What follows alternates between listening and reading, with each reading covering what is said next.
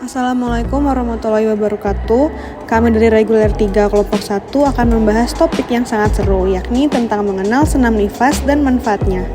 Berikut adalah anggota kelompok kami. Pokok pembahasannya adalah nifas dan senam nifas, tujuan senam nifas, indikasi dan kontraindikasi dilaksanakannya senam nifas, dan teknik untuk melakukan senam nifas. Menuju pokok pembahasan pertama, yakni mengenai nifas dan senam nifas.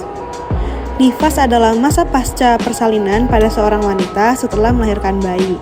Masa nifas adalah masa pemulihan pasca persalinan hingga seluruh organ reproduksi wanita pulih kembali sebelum kehamilan berikutnya. Masa nifas ini berlangsung sekitar 6-8 minggu pasca persalinan. Selama masa nifas, tubuh wanita mengalami berbagai perubahan fisik hingga psikologis.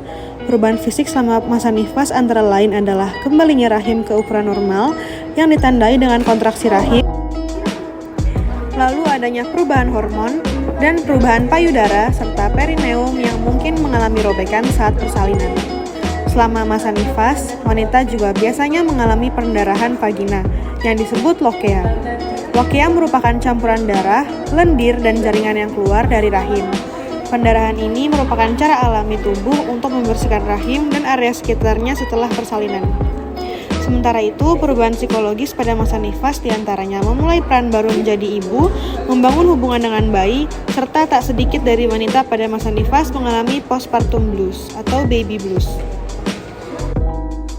Nah, yang selanjutnya, senam nifas atau senam pasca melahirkan adalah latihan fisik yang dirancang khusus untuk membantu pemulihan tubuh wanita setelah melahirkan. Senam nifas tidak hanya bertujuan untuk membantu ibu beradaptasi secara fisik, namun juga secara psikologis setelah melahirkan. Nah, berikut ini adalah beberapa tujuan utama dari senam nifas. Yang pertama adalah pemulihan fisik. Senam nifas ini membantu mempercepat pemulihan fisik setelah persalinan dengan menguatkan otot-otot tubuh, terutama otot-otot perut dan panggul yang melemah selama kehamilan. Senam nifas juga dapat membantu mengembalikan kekuatan dan elastisitas tubuh. Yang kedua, mengurangi ketidaknyamanan. Latihan senam nifas dapat membantu mengurangi ketidaknyamanan fisik pasca persalinan, seperti nyeri punggung, ketegangan otot, atau ketidaknyamanan pada daerah perineum yang mungkin mengalami robekan selama persalinan. Yang ketiga, meningkatkan postur tubuh. Senam nifas membantu dalam memperbaiki postur tubuh yang dapat terpengaruh selama kehamilan dan persalinan. Hal ini dapat mencegah masalah postur tubuh yang buruk yang mungkin terjadi setelah persalinan. Yang keempat, meningkatkan kesejahteraan mental. Selain manfaat fisik, senam nifas juga dapat membantu dalam meningkatkan kesejahteraan mental. Melalui latihan fisik dan relaksasi, senam nifas ini dapat membantu mengurangi stres dan depresi pasca persalinan. Nah, yang kelima adalah menjaga kesehatan jantung.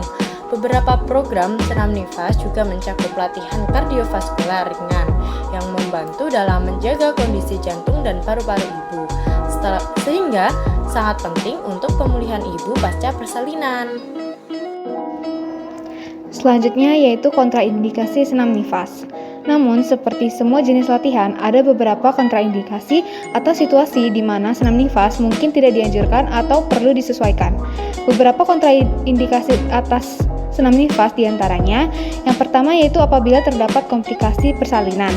Jika persalinan melibatkan komplikasi serius, seperti pendarahan hebat, robekan parah, atau intervensi medis yang kompleks, pasien sangat disarankan untuk berkonsultasi dengan dokter atau bidan sebelum memulai senam nifas. Yang kedua yaitu infeksi pasca persalinan. Jika seorang wanita mengalami infeksi pasca persalinan seperti infeksi saluran kencing atau infeksi di area perineum, senam nifas mungkin tidak dianjurkan sampai infeksi sembuh sepenuhnya. Yang ketiga yaitu ketidaknyamanan atau nyeri yang berlebihan. Jika seorang wanita merasa nyeri yang berlebihan saat melakukan senam nifas, atau jika ada ketidaknyamanan yang tidak normal, sangat disarankan untuk berkonsultasi dengan tenaga medis. Yang keempat yaitu masalah kesehatan yang serius. Wanita dengan masalah kesehatan serius seperti masalah jantung, tekanan darah tinggi yang tidak terkendali, atau masalah medis lainnya mungkin perlu berkonsultasi dengan dokter sebelum memulai program senam nifas. Yang kelima yaitu kelemahan otot yang berat.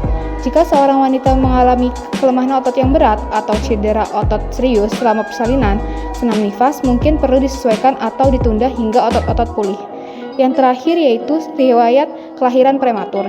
Jika seorang wanita memiliki riwayat kelahiran prematur atau komplikasi serius pada kehamilan sebelumnya, senam nifas perlu disesuaikan sesuai dengan rekomendasi profesional medis.